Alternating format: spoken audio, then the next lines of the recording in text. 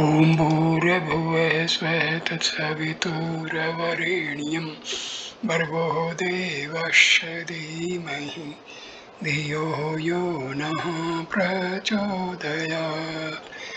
Om Shanti Shanti Shanti. Namaskar, my dear friends. This is video number 26 on Gospel of Sri Ramakrishna Paramahamsa.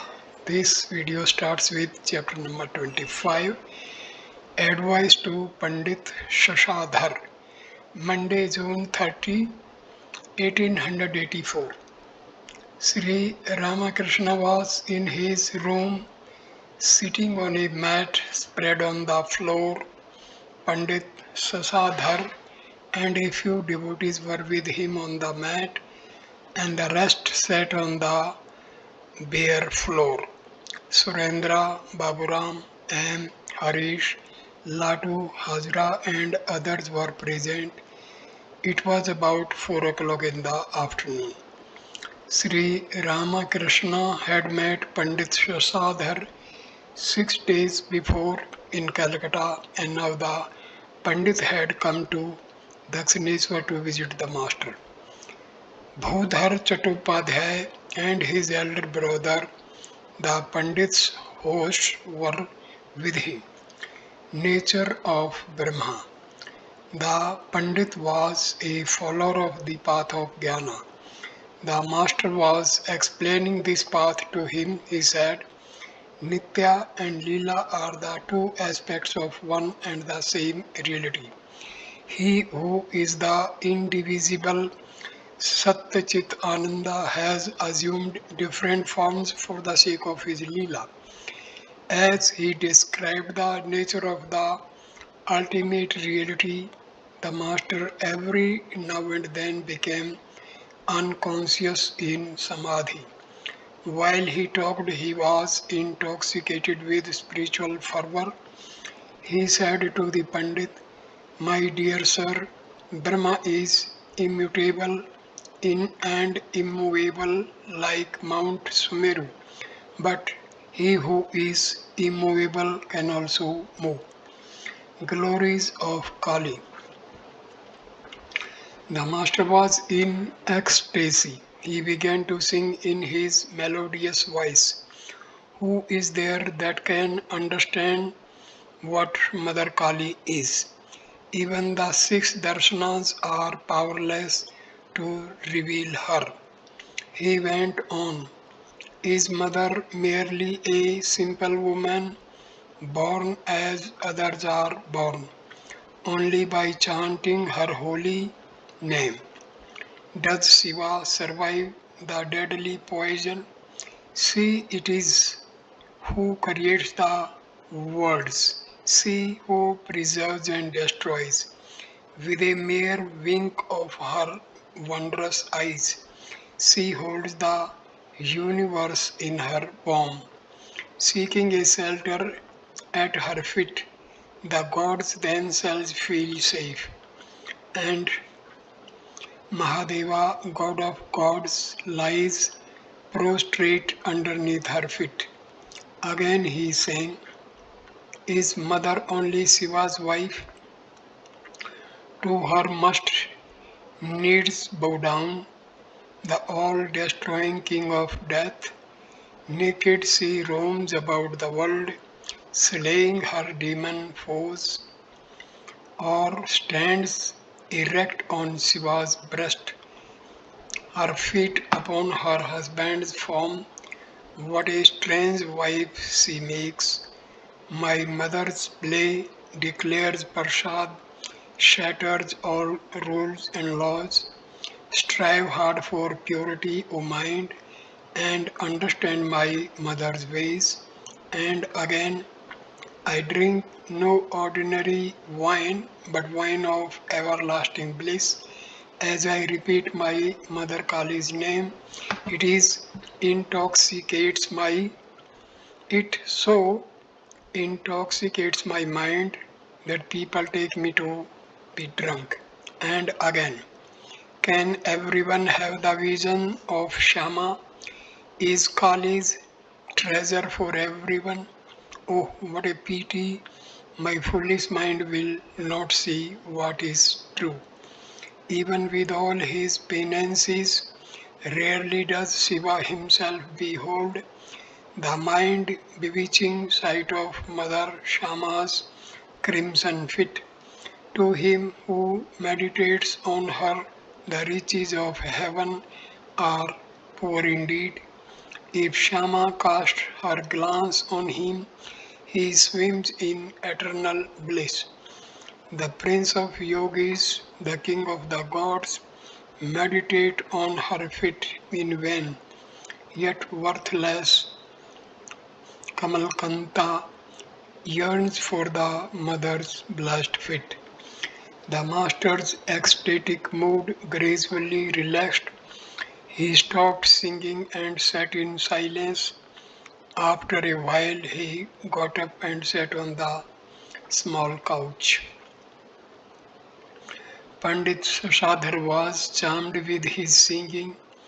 Very humbly, he said to Sri Ramakrishna, "Are you going to sing any more?"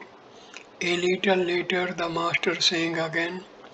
High in the heaven of the mother's feet, my mind was soaring like a kite. When came at when came a blast of sin's rough wind that drove it swiftly towards the earth. Then he sang, "Once for all, this time I have thoroughly understood. From one who knows it well, I have learned the secret of bhava.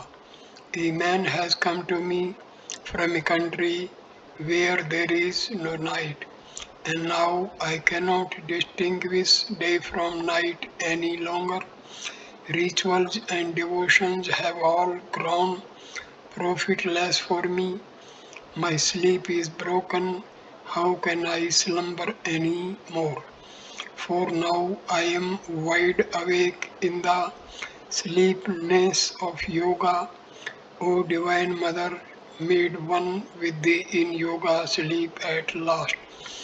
My slumber I have lulled asleep for evermore. I bow my head, says Prasad, before desire and liberation. Knowing the secret that Kali is one with the highest Brahma, I have discarded once for all both righteousness and sin." Sri Ramakrishna continued, "I have surrendered my soul at the fearless feet of the Mother. Am I afraid of death any more? Unto the tuft of hair on my head is tied the almighty mantra, Mother Kali's name.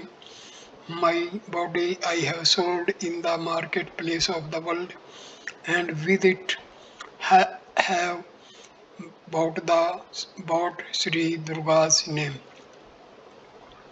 As Sri Ramakrishna sang the line, "and with it have bought Sri Durga's name," the tears flowed from Pandit Sasadhar's eyes. The master went on with the song. "Deep within my heart, I have planted the name of Kali, the wish fulfilling tree of heaven. When Yama, king of death, appears, to him I shall open my heart and show it growing there. I have cast out from me my 6 unflagging foes. Ready am I to sail life's sea, crying to Durga victory." Again he sang, "Dwell, O mind, within yourself, and no other's home. If you but seek there, you will find all you are searching for." And again, "Though I am never loath to grant salvation, I hesitate indeed to grant pure love. Whoever wins pure love surpasses all. He is adored by man. He triumphs over the 3 worlds. Mere study of scriptures is futile. The Pandit had studied the Vedas and the other scriptures. He loved to discuss philosophy. The master, seated on the couch, cast his benign look on the Pandit and gave him counsel through parables. Master to the Pandit. There are many scriptures like the Vedas, but one cannot realize God without austerity and spiritual discipline. God cannot be found in the sixth systems, the Vedas or the Tantra. But one should learn the contents of the scriptures and then act according to their injunctions. A man lost a letter. He could not remember where he had left it. He began to search for it with a lamp. After 2 or 3 people had searched, the letter was at last found. The message in the letter was, "Please send us 5 seers of sandesh and a piece of wearing cloth." The man read it and then threw the letter away. There was no further need of it. Now all he had to do was to buy the 5 seers of sandesh and the piece of cloth. Reading, hearing, and seeing. Better than reading is hearing, and better than hearing is seeing. One understands the scriptures better by hearing them from the lips of the Guru or of a holy man. Then one doesn't have to think about their non-essential part. Hanuman said, "Brother, I do not know much about the face of the moon or the position of the stars.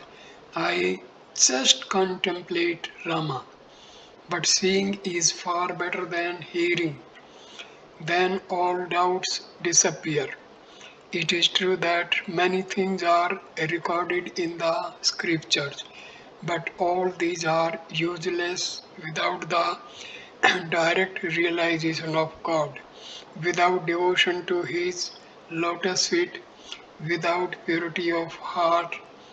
The almanac forecasts the rainfall of the year, but not a drop of water will you get by squeezing the almanac.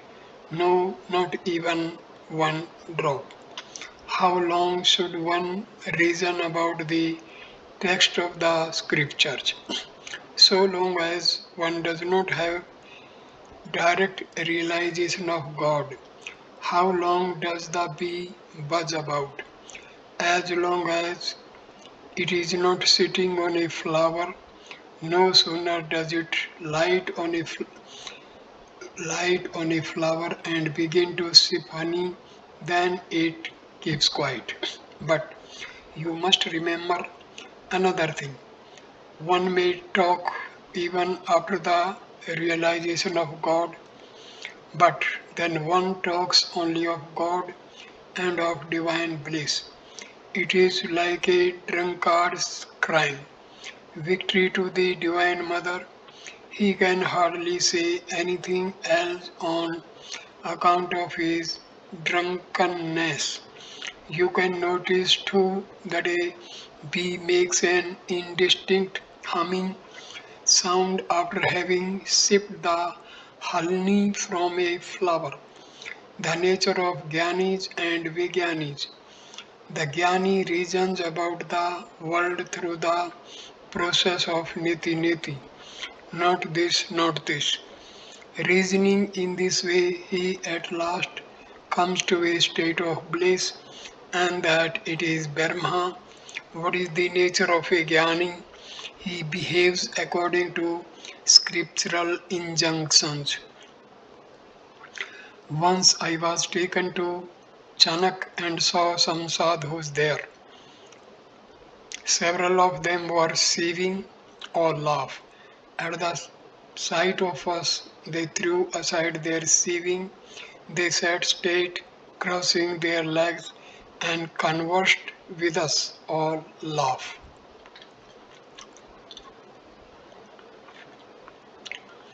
But Gyanis will not talk about spiritual things without being asked.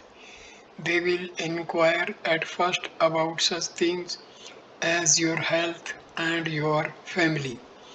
But the nature of the Vijnani is different. He is unconcerned about anything. Perhaps he carries his wearing cloth loose under his arm like a child, or perhaps the cloth has dropped from his body altogether. The man who knows that God exists is called a jnani. A jnani is like one who knows beyond a doubt that a log of wood contains fire. But a Vijnani is he who lights the log, cooks over the fire, and is nourished by the food. The eight fetters have fallen from the Vijnani. He may keep merely the appearance of lust, anger, and the rest. Pandit. The knots of his heart are cut asunder, all his doubts are destroyed. Master, yes, once a ship sailed into the ocean. Suddenly its iron joints, nails, and screws fell out. The ship was passing a magnetic hill, and so all its iron was loosened. I used to go to Krishna Kishore's house. Once, when I was there, he said to me, "Why do you chew betel, betel leaf?" I said, "It is my sweet pleasure. I shall chew betel leaf, look at my face in the mirror, and dance naked among 1,000 girls." Krishna Kishore's wife scolded him and said, "What have you said to Ramakrishna? You don't know how to talk to people." In this state, passions like lust and anger are burnt up, though nothing happens to the physical body. It looks just like any other body, but the inside is all hollow and pure. A devotee. Does the body remain even after the realization of God? Master.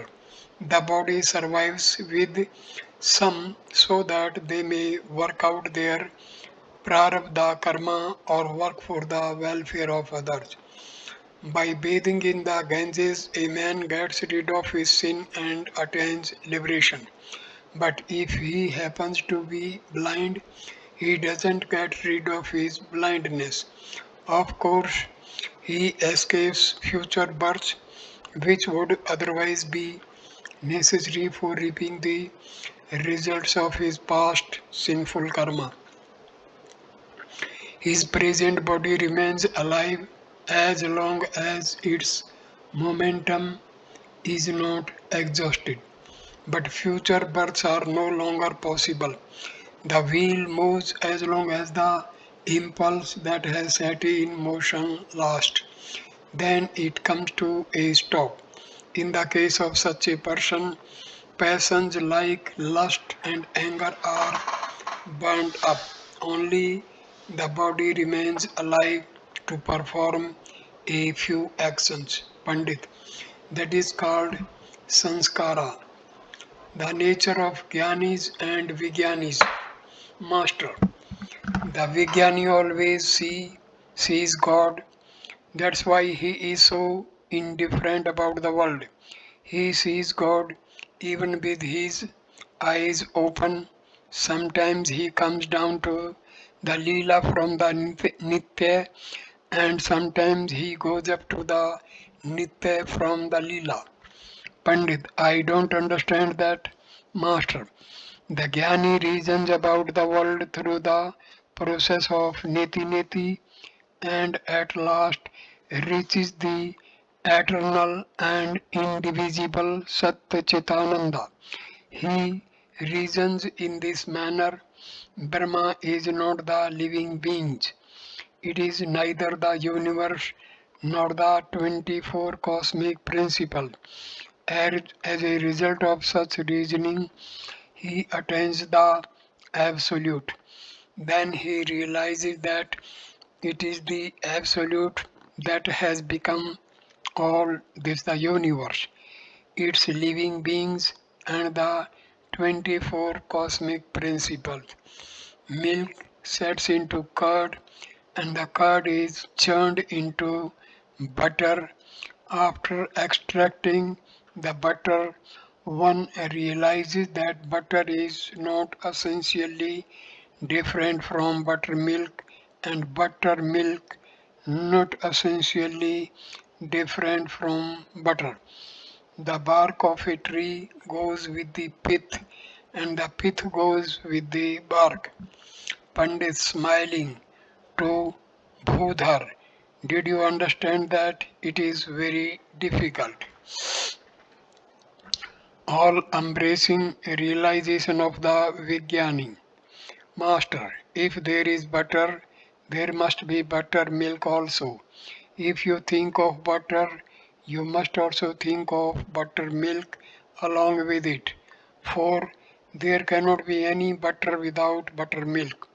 Just so, if you accept the Nitya, you must also accept the Leela. It is the process of negation and affirmation. You realize the Nitya by negating the Leela. Then you affirm the Leela, seeing in it the manifestation of the Nitya. One attains this state after realizing reality in both aspects, personal and impersonal. The personal is the embodiment of Chit consciousness, and the impersonal is the indivisible Satyachit Ananda. Brahma alone has become everything. Therefore, to be Vijnani, this world is a mansion of mirth, but to the Jnani, it is a framework of illusion. Ram Prasad described the world as a framework of illusion. Another man said to him by way of retort, this very world is a mansion of mirth. Here I can eat, here drink and make merry. O physician, you are a fool. You see only the surface of things. Janka's might was unsurpassed. What did he lack of the world or the spirit? Holding to one as well as the other, he drank his milk from a brimming cup. The Vijnani enjoys the bliss of God in a richer way. Some have heard of milk, some have seen it, and some have drunk it. The Vijnani has drunk milk, enjoyed it, and been nourished by it. The master remained silent a few moments and then asked Pandit Shashadhar to have a smoke. The Pandit went to the southeast veranda to smoke. Soon he came back to the room and sat on the floor with the devotees. Seated on the small couch, the master continued the conversation. Master to the Pandit, let me tell you something. There are three kinds of ananda: joy, the joy of worldly enjoyment, and the joy of worship, and the joy of Brahma. The joy of worldly enjoyment is the joy of woman and gold, which people always enjoy. The joy of worship one enjoys while chanting the name and glories of God, and the joy of Brahma is the joy of God vision. After experiencing the joy of God vision, the rishis of olden times went beyond all rules and conventions. Three states of God consciousness. Chaitanya Deva used to experience three spiritual states: the inmost, the semi conscious, and the conscious. In the inmost states, He would see God and go into Samadhi. He would be in the state of Jada Samadhi. In the semi-conscious state, he would be partially conscious of the outer world. In the conscious state, he would sing the name and glories of God. Hajra to the Pandit. So your doubts are now solved. Samadhi described. Master to the Pandit. What is Samadhi? It is the complete merging of the mind in God consciousness. The Jnani experiences Jada Samadhi in which no trace of I is left. The Samadhi attained through the path of Bhakti is called Chetana Samadhi. In this Samadhi, there remains the consciousness of the I of the servant and master relationship, of the lover and beloved relationship, of the enjoyer and food relationship.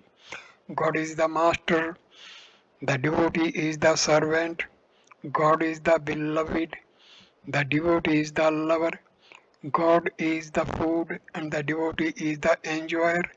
I do not want to be sugar, I want to eat it.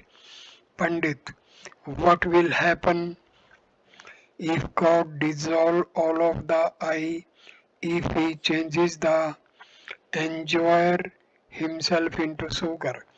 Master smiling, come, tell me what is in your mind, but don't the scriptures mention Narada? Sanka, Sanatana, Sananda and Sant Kumara. Pandit, yes sir, they do. Master, though they were Jnanis, yet they kept the eye of the Bhagata. Have not you read the Bhagavata? Pandit, I have read only part of it, not the whole. Master, pray to God, He is full of compassion. Will He not listen to the words of His devotees? He is the Kalpatru. You will get whatever you desire from Him. Pandit, I have thought deeply about these things before, but now I understand. Master, God keeps a little of I in his devotee even after giving him the knowledge of Brahma. That I is the I of the devotee, the I of the Jnani. Though through that I, the devotee enjoys the infinite play of God. The pestle was almost worn out with rubbing, only a little was left that fell into underbrush and brought about the destruction of the lunar race, the race of the Yadus. The Vijnani retains the eye of the devotee, the eye of the Jnani, in order to taste the bliss of God and teach people. The rishis of old had timid natures. They were easily frightened. Do you know their attitude? It was this: let me somehow get my own salvation. Who cares for others? A hollow piece of driftwood somehow managed to float, but it sinks if even a bird sit on it. But Narada and sages of his kind are like a huge log that not only can float across the other shore but can carry many animals and other creatures as well. A steamship itself crosses the ocean and also carries people across. The Vijnani is fearless and joyous. Teachers like Narada belong to the class of the Vijnani. They were much more courageous than the other rishis. They are like an expert Strancha player. You must have noticed how he shouts as he throws the dice. What do I want? 6. No, 5. Here is 5. And every time he throws the dice, he gets the number he wants. He is such a clever player, and while playing, he even twirls his mustaches. A mere Gyani trembles with fear. He is like an amateur strancha player. He is anxious to move his pieces somehow to the safety zone, where they won't be overtaken by his opponent. But a Vijnani is not afraid of anything. He has realized both aspects of God, personal and impersonal. He has talked with God. He has enjoyed the bliss of God. It is a joy to merge the mind in the indivisible Brahma through contemplation, and it is also a joy to keep the mind on the Leela, the relative, without dissolving it in the absolute. A mere Jnani is a monotonous person. He always analyzes, saying, "It is not this, not this. The world is like a dream. But I have raised both my hands, therefore I accept everything." Parable of the Weaver Woman. Listen to a story. Once a woman went to see her weaver friend. The weaver, who had been spinning different kinds of silk thread, was very happy to see her friend and said to her friend, "I can't tell you how happy I am to see you. Let me get you some refreshments." She left the room. The woman looked at the threads of different colors and was tempted. She hid a bundle of thread under one arm. The weaver returned presently with the refreshments and began to feed her guest with great enthusiasm. But looking at the thread, she realized that her friend had taken a bundle, hitting upon a plan to get it back. She said, "Friend, it is so long since I have seen you. This is a day of great joy for me. I feel very much like asking you to dance with me.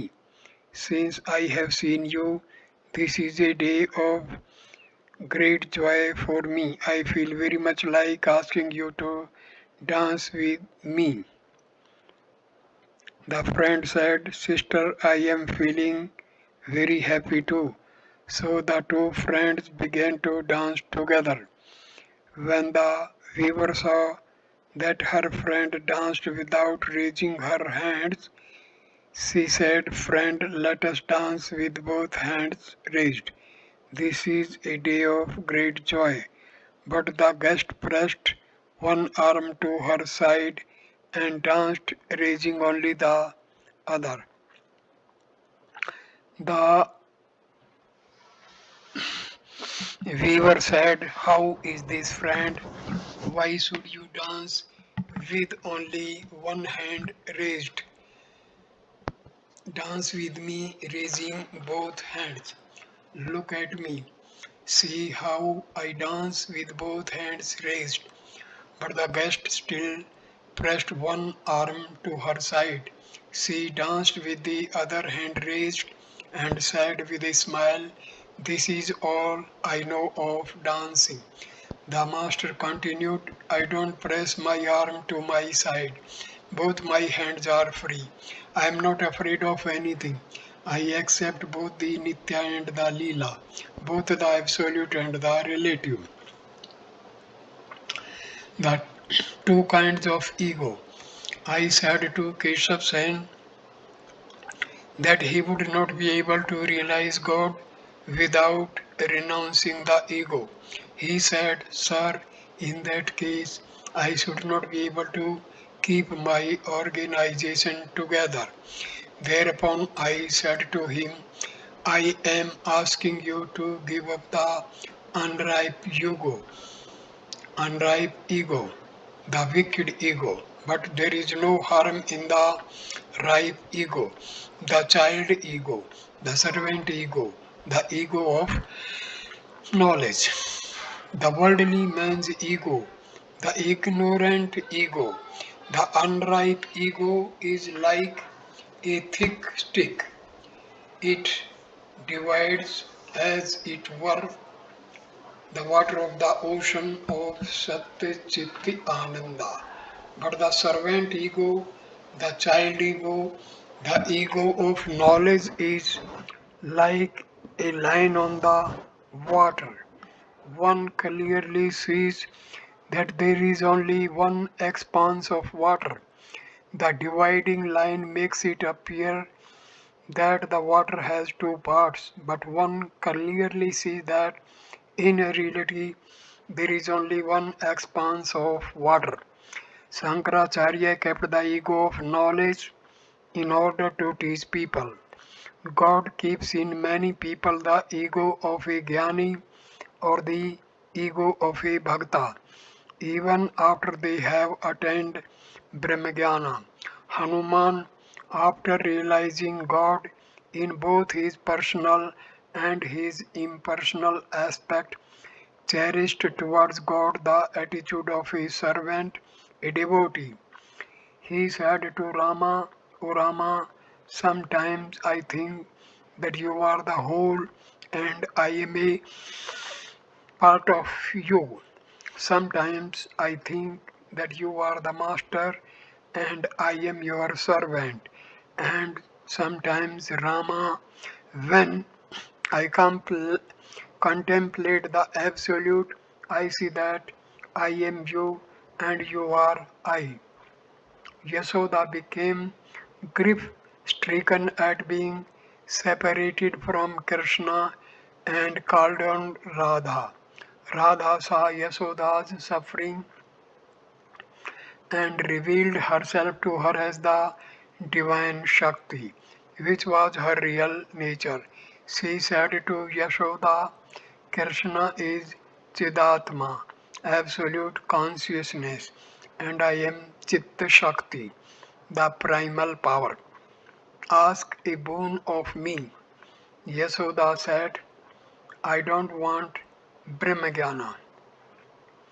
Please grant me only this, that I may see the form of Gopala in my meditation, that I may always have the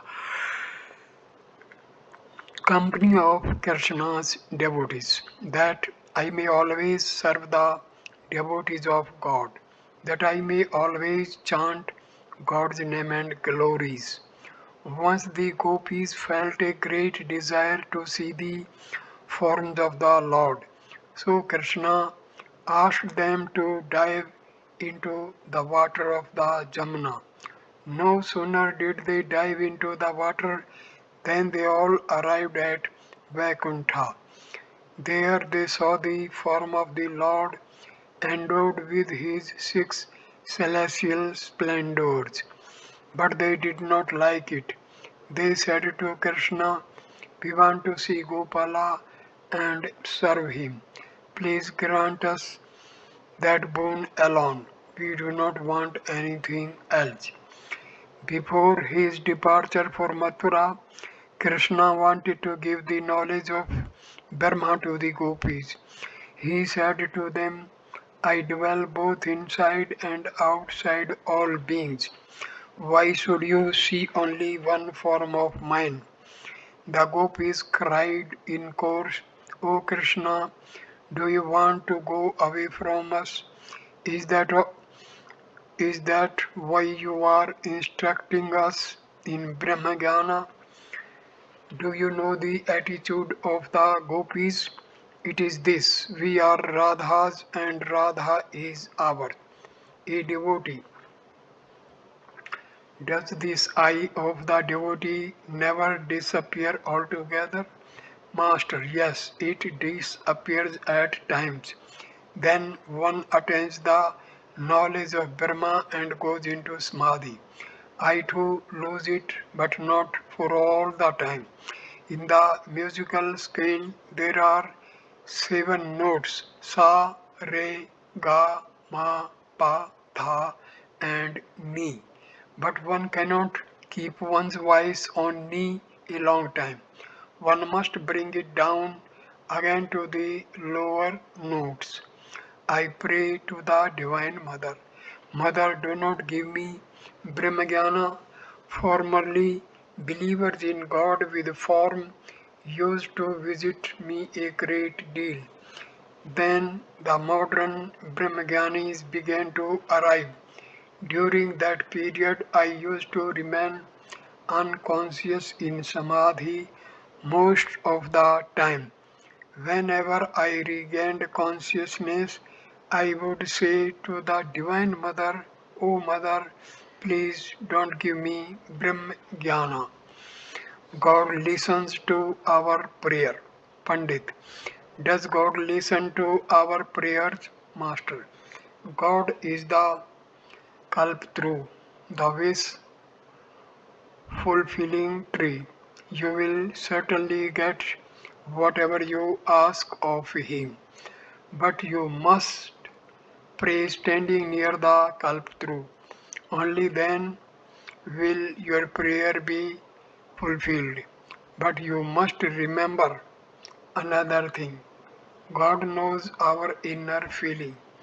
A man gets the fulfillment of the desire he cherishes while practicing sadhana. As long as one thinks, so one receives. A magician was showing his tricks before a king. Now and then he exclaimed, "Come confusion, come delusion, O king, give me money, give me clothes." Suddenly his tongue turned upward and clove to the root of his mouth. He experienced kumbhaka. He could utter neither word nor sound and became motionless. People thought he was dead. They built a vault of bricks and buried him there in that posture. After 1,000 years, someone dug into the vault. Inside it, people found a man seated in samadhi. They took him for a holy man and worshipped him. When they shook him, his tongue was loosened and regained its normal position. The magician became conscious of the outer world and cried as he had 1,000 years before, "Come confusion, come delusion. O king, give me money, give me clothes." I used to weep, praying to the Divine Mother, "O Mother, destroy with thy thunderbolt my inclination to reason." Pandit, then you too had an inclination to reason. Master, yes, once. Pandit, then please assure us that we shall get rid of that inclination too. How did you get rid of yours, Master? Oh, somehow or other. Sri Ramakrishna was silent a while. Then he went on with his conversation. Master, God is the Kalpatru. One should pray standing near it.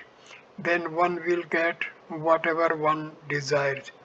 How many things God has created. Infinite is His universe. But what need have I to know about His infinite splendors? If I must know these, let me first realize Him. Then God Himself will tell me all about them. What need have I to know how many houses and how many government securities Jadoo Malik possesses?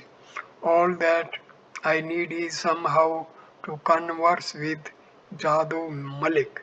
I may succeed in seeing him by jumping over a ditch or through a petition or after being pushed about by his gatekeeper. Once I get a chance to talk to him, then he himself will tell me all about his possessions if I ask him. If one becomes acquainted with the master, then one is respected by his officers too.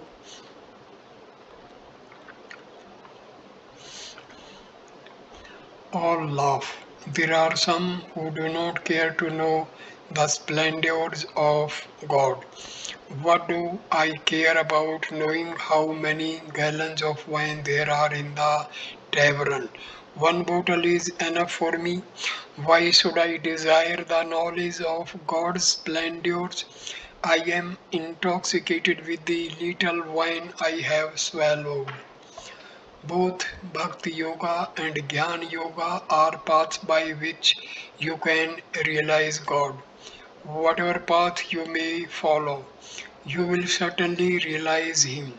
The path of Bhakti is an easy one.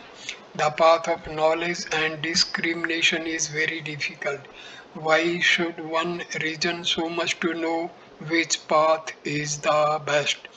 I talked about this with Vijay for many days. Once I told him about a man who used to pray, "Oh God, reveal to me who and what you are." The path of knowledge and discrimination is difficult indeed. Parvati, the Divine Mother, revealed her various forms to her father and said, "Father, if you want Brahmajnana, then live in the company of holy men." Brahma cannot be described in words. It is said in the Rama Gita that Brahma has only been indirectly hinted at by the scriptures. When one speaks about the cowherd village on the Ganges, one indirectly states that the village is situated on the bank of the Ganges. Why should not a man be able to realize the formless Brahma? But it is extremely difficult. He cannot if he has even the slightest trace of worldliness. He can be directly aware of Brahma in his inmost consciousness only when he renounces all sense objects, form, taste, smell, touch, and sound, and only when his mind completely stops functioning. And then too, he knows only this much of Brahma that it exists. Quoting from an Upanishad, the Pandit said, "It is to be experienced only as existence." Master, in order to realize God, a devotee should make use of particular attitude, the attitude of a hero or a friend or a handmaid or a child. Mani Malik. Only then can one feel attached to God, Master. For many days I cherished the feeling that I was a companion of the Divine Mother. I used to say, "I am the handmaid of Brahmamayi, the blissful mother." O companions of the Divine Mother, make me the Mother's handmaid. I shall go about proudly saying I am Brahma's handmaid. Different classes of perfect souls. Some souls realize God without practicing any spiritual discipline. They are called Nitya Siddha, eternally perfect. Those who have realized God through austerity, japa, and the like are called Sadhana Siddha, perfect through spiritual discipline. Again, there are those called Kripa Siddha, perfect through divine grace. These last may be compared to a room kept dark 1,000 years, which becomes light the moment a lamp is brought in. There is also a class of devotees, the Hat Siddha, that is to say, those who have suddenly attained God vision. Their case is like that of a poor boy who has suddenly found favor with a rich man. The rich man marries his daughter to the boy and along with her gives him land, house, carriage, servants, and so forth. There is still another class of devotees, the Swapna Siddha, who have had the vision of God in a dream. Surendra smiling. Let us go to sleep then. We shall wake and find ourselves babus, aristocrats. Master tenderly. You are already a babu. When the letter A is joined to the letter Ka becomes Ka.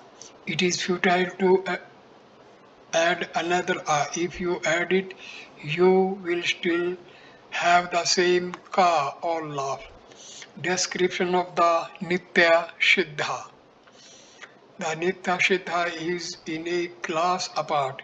He is like Arni wood. A little rubbing produces fire. You can get fire from it even without rubbing. The Nitya Siddha realizes God by practicing slight spiritual discipline and sometimes without practicing any at all. But he does practice spiritual discipline after realizing God. He is like the gourd or pumpkin wine, first fruit, then flower. The Pandit smiled at this illustration. Master, there is the instance of Prahlada. He was a Nityasiddha. While writing the letter Ka, he shed a stream of tears. The master was pleased with the Pandit's humility. He praised him to the devotees. Master, he has such a nice nature. You find no difficulty in driving a nail into a mud wall, but its point breaks if you try to drive it against a stone, and still it will not pierce it. There are people whose spiritual consciousness is not at all awakened, even though they hear about God a thousand times. They are like a crocodile on whose hide you cannot make any impression with a sword. Pandit. But one can hurt a crocodile by throwing a spear into its belly. All laugh. Master smiling. What good is there in reading a whole lot of scriptures? What good is there in the study of philosophy? What is the use of talking big? In order to learn archery, one should first aim at a banana tree, then at a reed, then at a wick, and last at a flying bird. At the beginning, one should concentrate on God with form. Then there are devotees who are beyond the three gunas. They are eternally devoted to God, like Narada. These devotees behold Krishna as Chinmaya, all spirit, his abode as Chinmaya, his devotee as Chinmaya. To them, God is eternal, his abode is eternal, his devotee is eternal. Those who reason and speculate following the process of Niti Niti do not accept the incarnation of God. Hazra says well that divine incarnation is only for the bhakta and not for the jnani, because the jnani is quite contented with his ideal I am he. Sri Ramakrishna and the devotees remained silent a while. The Pandit resumed the conversation. Pandit, sir, how does one get rid of callousness? Laughter makes me think of muscles and nerves. Grief makes me think of the nervous system. Master smiling. That is why Narayan Shastri used to say the harmful effect of the study of the scriptures is that it encourages reasoning and arguing. Pandit, is there no way for us then? Master, yes, there is the path of discrimination. In a song occurs the line, Ask her son discrimination about the truth. The way lies through discrimination, renunciation, and passionate yearning for God. Unless a man practices discrimination, he cannot utter the right words. One time, after expounding religion at great length, Pandit Samadhyay said, God is dry. He reminded me of the man who once said, my uncle's cowshed is full of horses. Now, does anyone keep horses in a cowshed? With a smile, you have become like a chana bada fried in butter. Now it will be good for you and for others as well if you are soaked in syrup a few days, just a few days. Pandit smiling, the sweet meat is over fried, it has become charred. Master with a laugh, no, no, it is brown as a cockroach, just the right color. Hajra, the sweet meat is well cooked. It has become spongy. Now it will soak up the syrup nicely. Master, you see, there is no need to read too much of the scriptures. If you read too much, you will be inclined to reason and argue. Nangata used to reach me thus, teach me thus. What you get by repeating the word Gita 10 times is the essence of the book. In other words, if you repeat Gita 10 times, it is reversed into Tagi, which indicates renunciation. Yes, the way to realize God is through discrimination, renunciation, and yearning for Him. What kind of yearning? One should yearn for God as the cow, with yearning heart runs after its calf. Pandit, the same thing is said to the Vedas. O God, we call on Thee as the cow lows for the calf. Master, add your tears to your yearning, and if you can, renounce everything through discrimination and dispassion, then you will be able to see God. That yearning brings about God intoxication. Whether you follow the path of knowledge or the path of devotion, the sage Durvasa was mad with the knowledge of God. There is a great deal of difference between the knowledge of a householder and that of an all renouncing sannyasi. The householder's knowledge is like the light of a lamp, which illumines only the inside of a room. He cannot see anything with the help of such knowledge except his own body and his immediate family. But the knowledge of the all renouncing monk is like the light of the sun. Through that light, he can see both inside and outside the room. Chaitanya Deva's knowledge had the brilliance of the sun of knowledge. Further, he radiated the soothing light of the moon of devotion. He was endowed with both the knowledge of Brahma and ecstatic love of God. To the Pandit, one can attain spiritual consciousness through both affirmation and negation.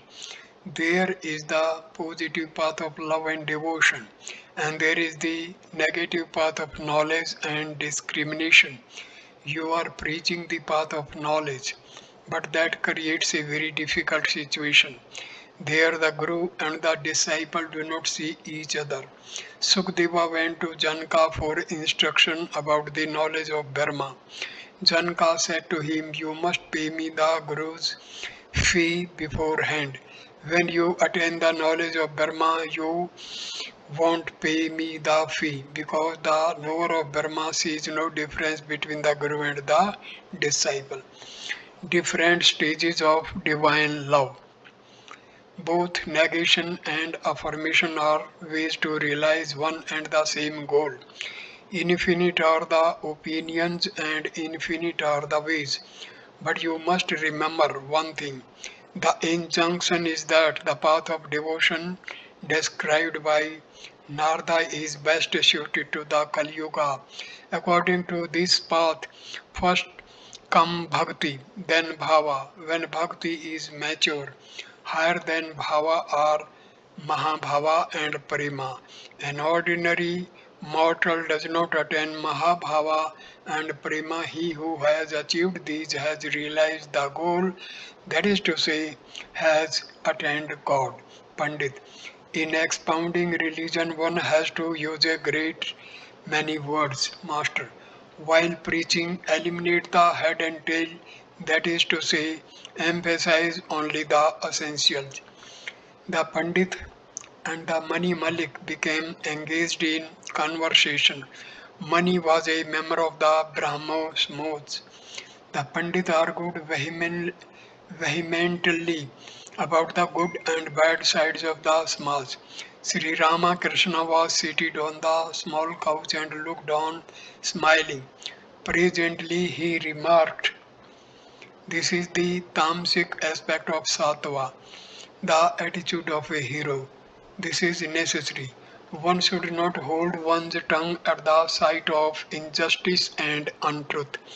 Suppose a bad woman wants to drag you from the path of righteousness.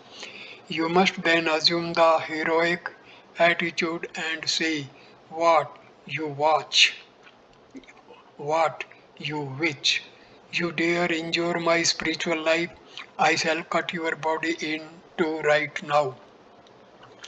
With a smile, Sri Ramakrishna said to the Pandit, Mani Malik was Mani Malik has been following the tenets of the Brahmo Samaj a long time. You cannot convert him to your views. Is it an easy thing to destroy old tendencies? Once there lived a very pious Hindu who always worshipped the Divine Mother and chanted her name. When the Muslims conquered the country, they forced him to embrace Islam. They said to him, "You are now a Muslim, say Allah. From now on, you must repeat only the name of Allah." With great difficulty, he repeated the word Allah, but even now and then blurted out Jagdamba. At that, the Muslims were about to beat him. Thereupon he said to them, "I beseech you, please do not kill me.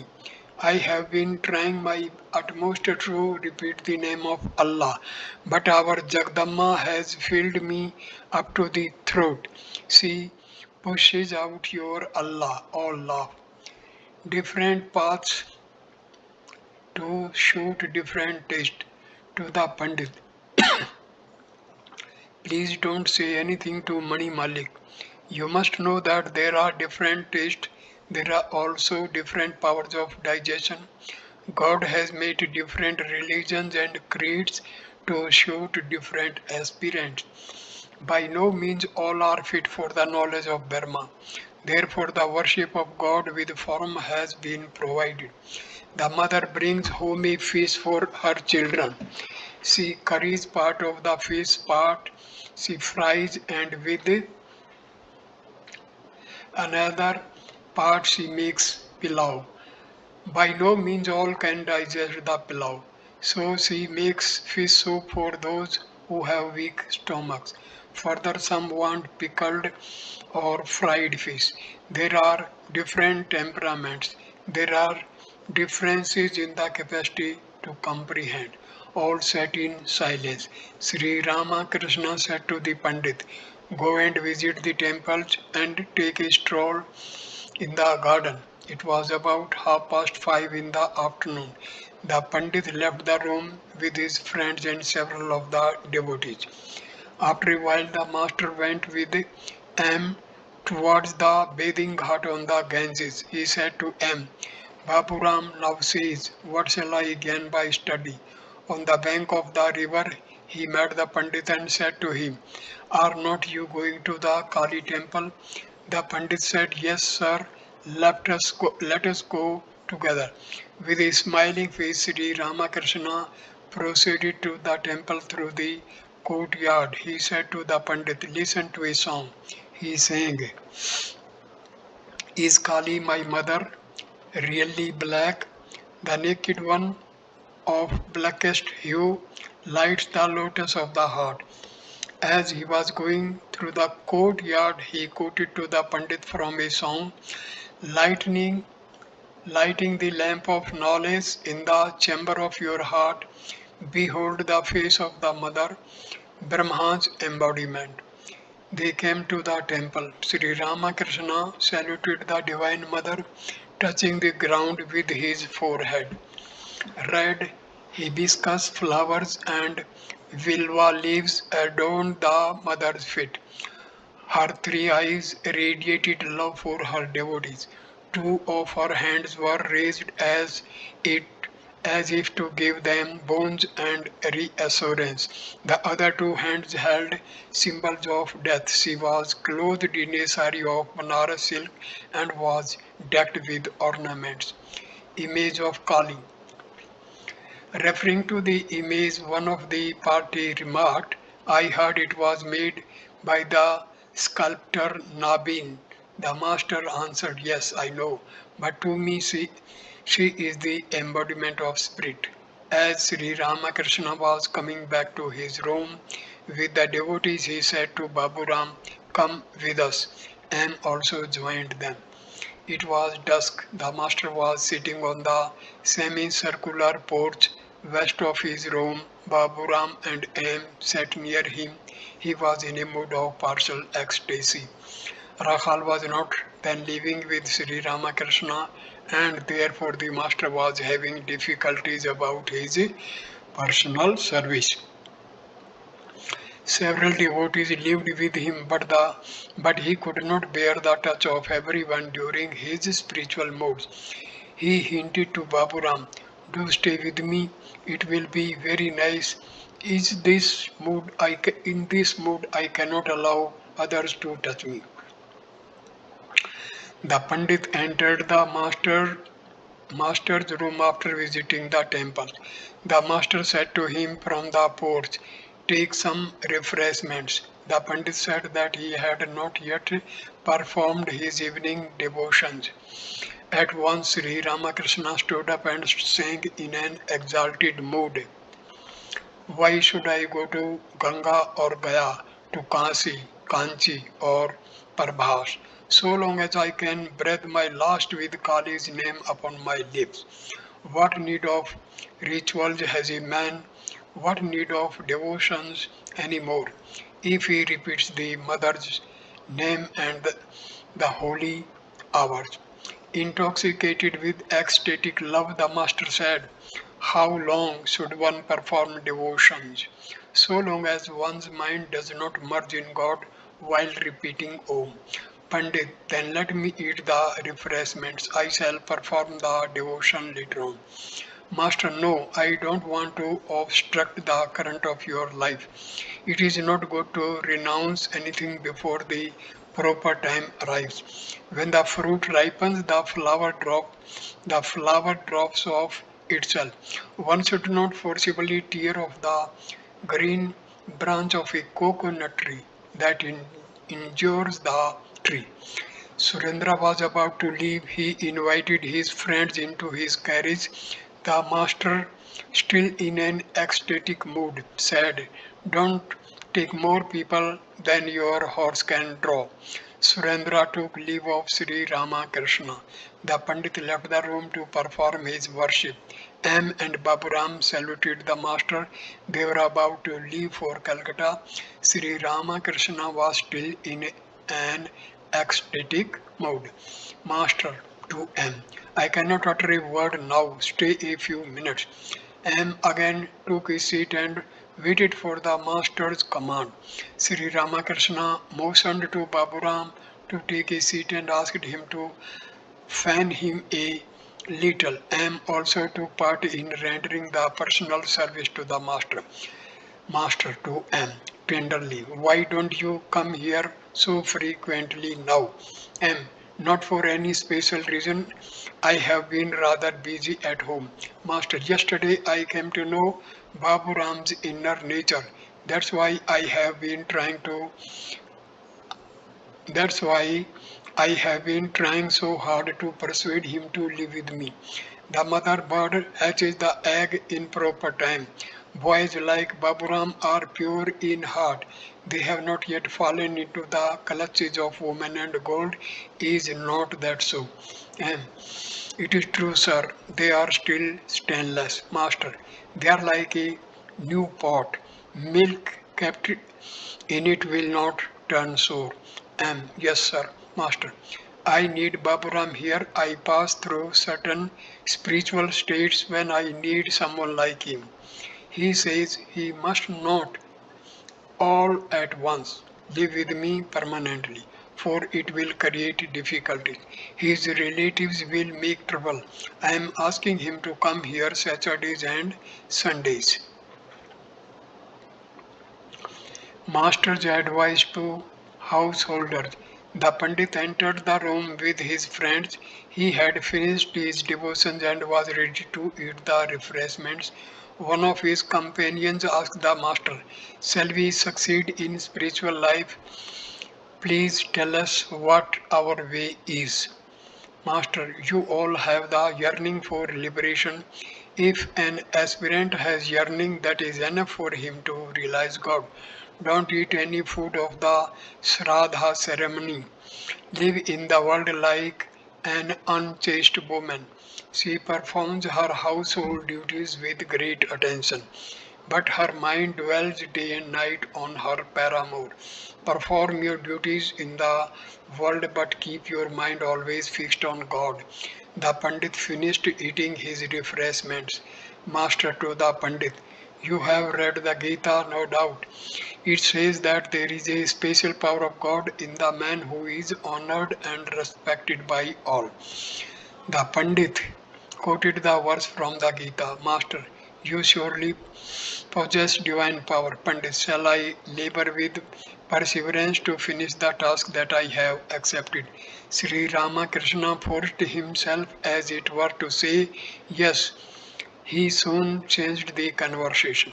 Master, one cannot but admit the manifestation of power.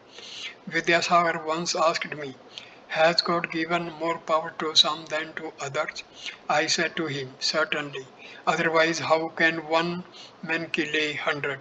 If there is no special manifestation of power, then why is Queen Victoria so much honored and respected? Do not don't you admit it? He agreed with me. The Pandit and his friends saluted the master and were about to take their leave. Sri Ramakrishna said to the Pandit, come again. One hemp smoker rejoices in the company of another hemp smoker. They even embrace each other, but they hide at the sight of people not of their own kind. A cow licks the body of her calf, but she threatens a strange cow with her horns. All laugh. The Pandit left the room with a smile. The master said, he has become diluted even in one day. Did you notice how modest he was? And he accepted everything I said. Moonlight flooded the semicircular porch. Sri Ramakrishna was still seated there. M was about to leave. Master tenderly, must you go now? Yes, sir. Let me say goodbye. Master, I have been thinking of visiting the houses of the devotees. I want to visit yours also. What do you say? That will be very fine. Thursday, July 3, 1884. Sri Ramakrishna was sitting in Balram Bose's house in Calcutta. It was the day of the return car festival. The Lord of the universe was worshipped in Balram's house as Jagannath. There was a small car in the house for use during the car festival. Balram's father. Balram's father was a pious Vaishnava who devoted most of his time to prayer and meditation in his garden house at Vrindavan. He also studied devotional books and enjoyed the company of devotees. Balram had brought his father to Calcutta to meet the master. Sri Ramakrishna was in a very happy mood. Seated near him were Balram's father, Manamohan, and several young devotees. He was conversing with them. Dogmatism in religion. Master to Balram's father and the others. The Bhaktmala is one of the Vaishnava books. It is a fine book. It describes the lives of the various Vaishnava devotees, but it is one-sided. At one place, the author found peace of mind only after compelling Bhagavati, the Divine Mother, to take her initiation according to the Vaishnava discipline. Once I spoke highly of Vaishnavacharan to Mathur and persuaded him to invite Vaishnavacharan to his house. Mathur welcomed him with great courtesy. He fed his guest from silver plates. Then do you know what happened? Vaishnava said in front of Mathur, "You will achieve nothing whatsoever in spiritual life unless you accept Krishna as your ideal." Mathur was a follower of the Shakta cult and a worshipper of the Divine Mother. At once his face became crimson. I nudged Vaishnavacharan. I understand that the Bhagavata also contains some statements like that. I hear that it is said that they are trying to cross the ocean of the world without accepting Krishna as the ideal deity is like trying to cross a great sea by holding the tail of a dog. Each sect magnifies its own view. The Shaktas to try to belittle the Vaishnavas. The Vaishnavas say that Krishna alone is the helmsman to take one across the ocean of the world. The Shaktas retort, "Oh yes, we agree to that. Our Divine Mother is the Empress of the universe. Why should she bother about a ferry boat? Therefore, she has engaged that fellow Krishna for the purpose of love." Besides, how when people are about their own sex, there are weavers in the village near Kamarpukar. Many of them are Vaishnavas and like to talk big. They say, which Vishnu does he worship? The the preserver, oh, we won't touch him. Or which Shiva are you talking about? We accept the Atma Shiva. Or again, please explain to us which Hari you worship. They spin their yarn and indulge in talk like that. Rati's mother, Rani Katyani's favorite confidant, is a follower of Vaishnavacharan. She is a bigoted Vaishnava. She used to visit me very frequently, and none could outdo her in devotion. One day she noticed me eating the prasad from the Kali temple. Since then I have not seen even her shadow. Master's harmony of religions. He is indeed a real man who has harmonized everything. Most people are one-sided, but I find that all opinions point to the one. All views, the Shakta, the Vaishnavas, the Vedanta have that one for their center. He who is formless is again endowed with form. It is he who appears in different forms.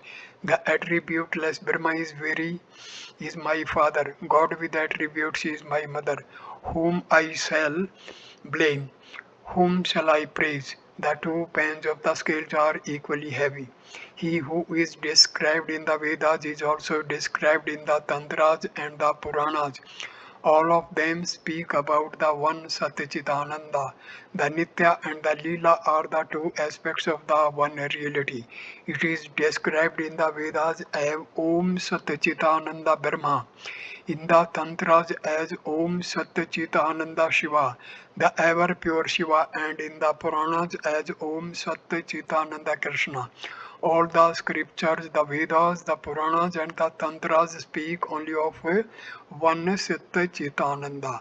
It is stated in the Vaishnava scriptures that it is Krishna himself who has become Kali. Sri Ramakrishna went to the porch for a few minutes and then returned. As he was going out, Vaishnava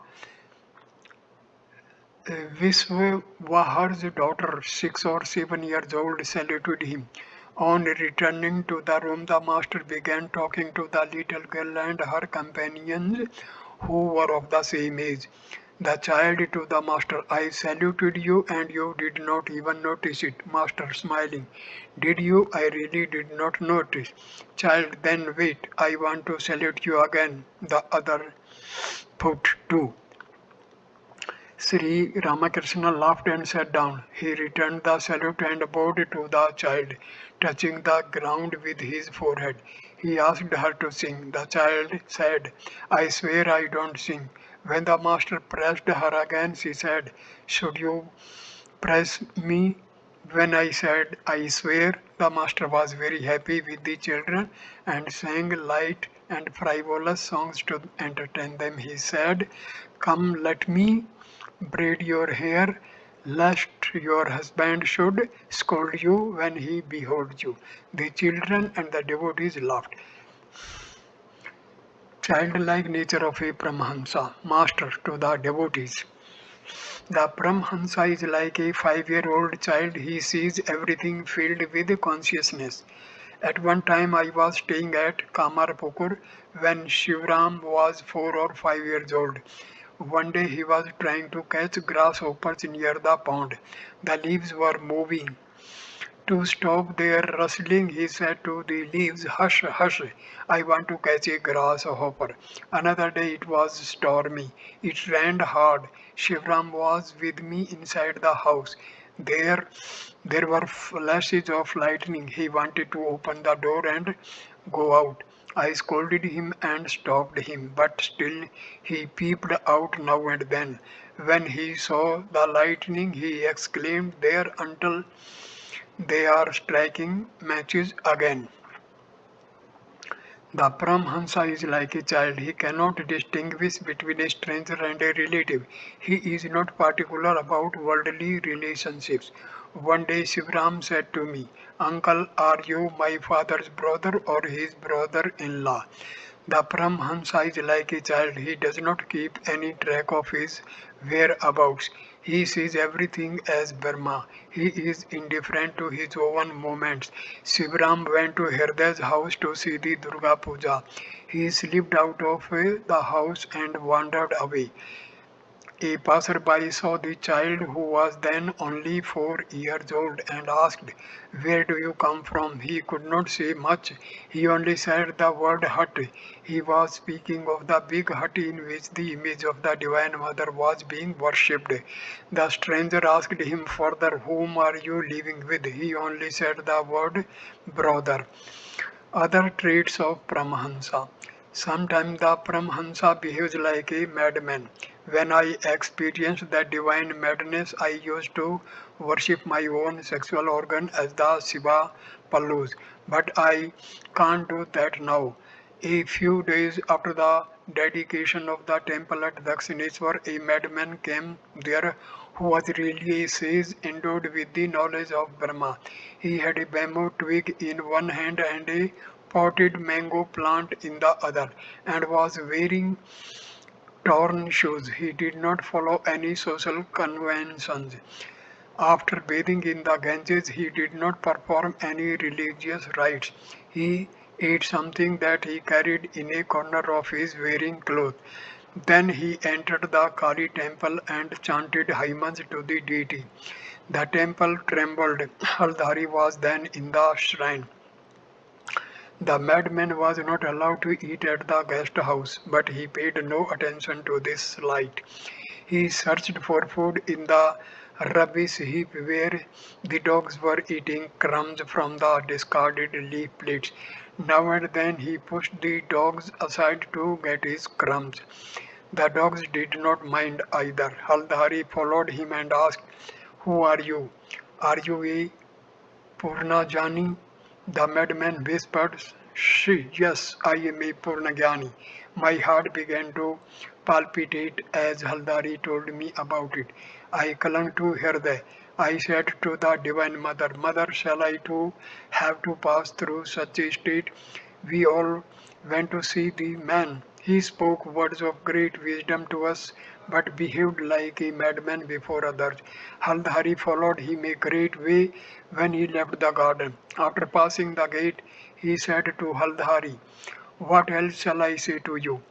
When you no longer make any distinction between the water of this pool and the water of the Ganges, then you will know that you have perfect knowledge." Saying this, he walked away rapidly away.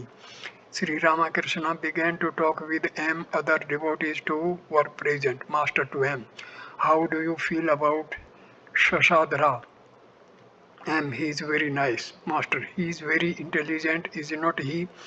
M, "Yes, sir, he is very erudite." Master, "According to the Gita, there is a power of God in one who is respected and honored by many. But Sasadhara has still a few things to do.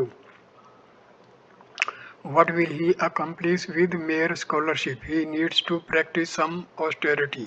It is necessary to practice some spiritual discipline.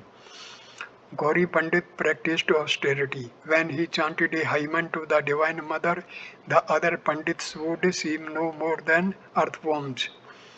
Narayana Shastri was not merely a scholar either. He practiced sadhana as well. He studied for 25 years without a break. Naina alone he studied for several years. Still he would go into ecstasy while repeating the name of Shiva. The king of Jaipur wanted to make him his court Pandit, but Narayan refused. He used to spend much time here. He had a great desire to go to Vasishtha Asrama to practice tapasya. He often spoke to me about it, but I forbade him to go there. At that he said, "Who knows when I shall die? When shall I practice sadhana? Any day I may crack." After much insistence on his part, I let him go. Some say that he is dead, that he died while practicing austerity. Others say that he is still alive and that they saw him off on a railway train. Master and Keshav. Before meeting Keshav, I asked Narayan Shastri to visit him and tell him what he thought of him. Narayan retorted that Keshav was an adept in japa. He knew astrology and remarked that Keshav had been born under a good star. Then I went to visit Keshav in the garden house at Belgharia. Hriday was with me. The moment I saw Keshav, I said, "Of all the people I saw here, he alone has dropped his tail. He can now live on land as well as in water like a frog." Keshav sent 3 members of the Brahma Samaj to the temple garden at Dakshineswar to test me. Prasanna was one of them. They were commissioned to watch me day and night and to report to Keshav. They were in my room and intended to spend the night there. They constantly uttered the word Daya Maya and said to me, "Follow Keshav Babu, that will do you good." I said, "I believe in God with form." Still they went on with their exclamations of Daya Maya. Then a strange mood came over me. I said to them, get out of here." I did not allow them to spend the night in my room. So they slept on the veranda. Captain also spent the night in the temple garden the first time he visited me. Michael visited the temple garden when Narayan Shastri was living with me. Dwarika Babu, Mathur's eldest son, brought him here.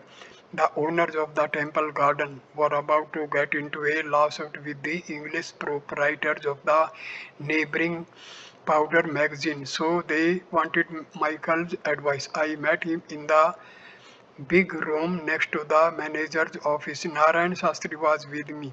I asked Narayan to talk to him. Michael could not talk very well in Sanskrit. He made mistakes. Then they talked in the popular dialect. Narayan Shastri asked him his reason for giving up the Hindu religion. Pointing to his stomach, Michael said it was for this. Narayan said, what shall I say to a man who gives up his religion for his belly's sake? Thereupon Michael asked me to say something. I said, I do not know why, but I don't feel like saying anything. Someone seems to be pressing my tongue. Manamohan. Mr. Chaudhary will not come, he said. That fellow Sasadra from Faridpur will be there. I shall not go. Mr. Chaudhary had obtained his master's degree from Calcutta University. He drew a salary of 300 or 400 rupees.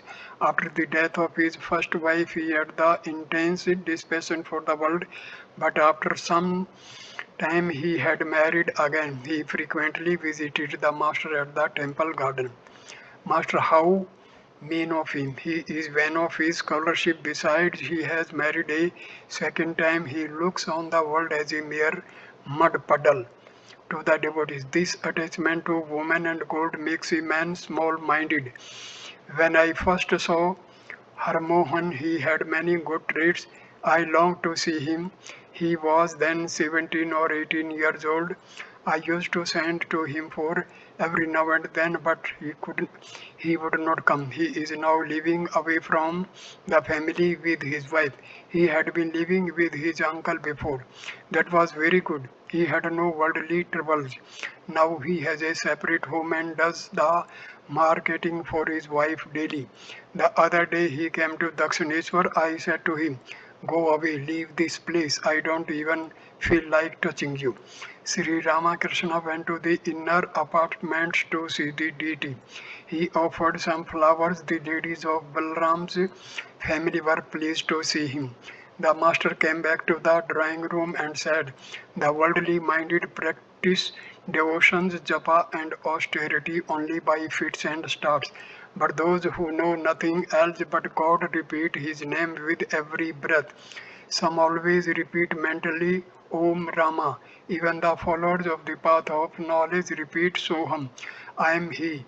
There are others whose tongue are always moving, repeating the name of God. One should remember and think of God constantly.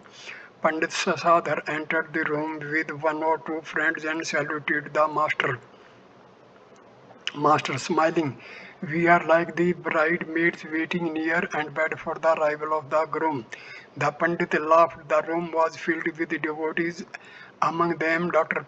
Pratap and Balram's father. The master continued his talk.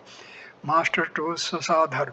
The first sign of knowledge is a peaceful nature and the second is absence of egotism. You have both. There are other indications of a jnani. He shows intense dispassion in the presence of a sadhu. Is a lion when at work, for instance, when he lectures and is full of wit before his wife laughs.